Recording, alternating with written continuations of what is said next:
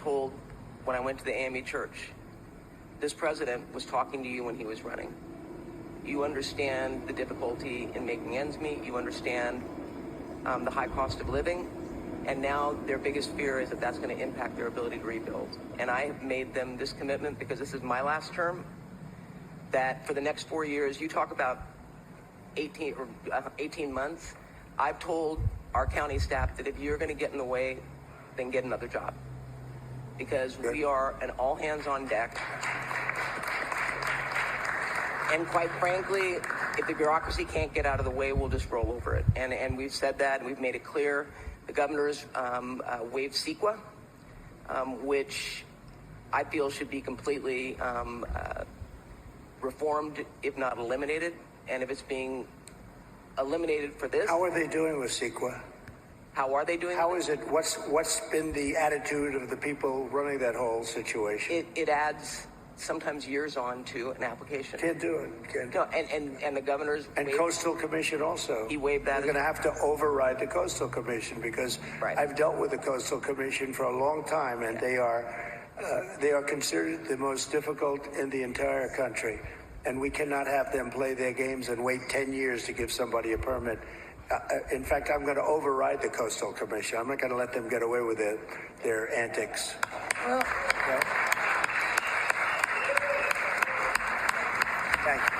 Thank you. Mr. President, I just want to thank you for your leadership on California water policy. You made it a priority from day one. For those of us in the Central Valley and Northern California, we have catastrophic wildfires as well.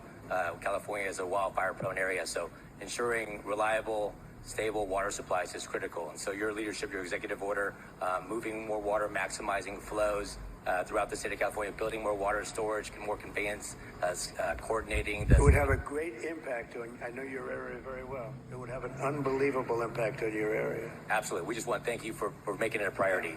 You know, even beyond the fire stuff, the farms. I was driving up with congressmen a few years ago because they were complaining they had no water.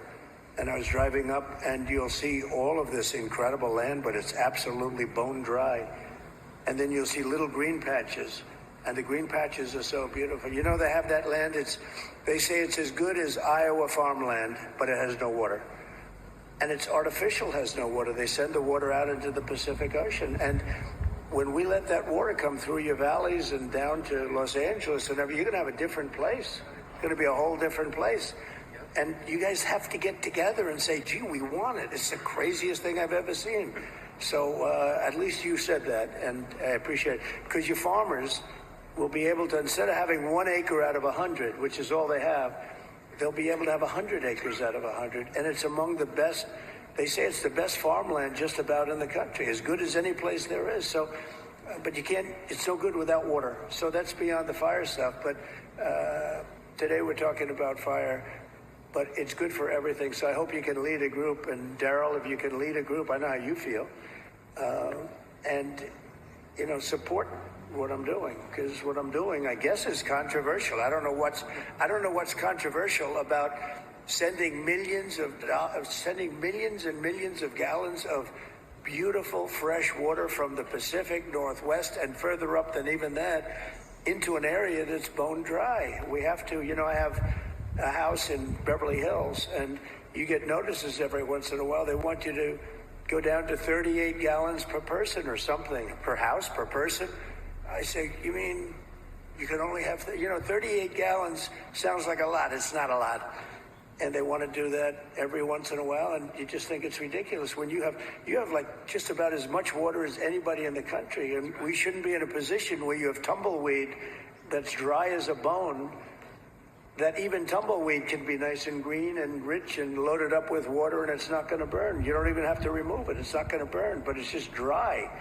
So I hope you can all get together and say, I'm so happy with the water that's going to be flowing down, because I just don't see anything. They talk about the Delta smelt, which is a fish that's this big, but it is really not. It doesn't have to be protected because it's in other areas. It's in numerous other areas. So it doesn't have to be protected. The people of California have to be protected.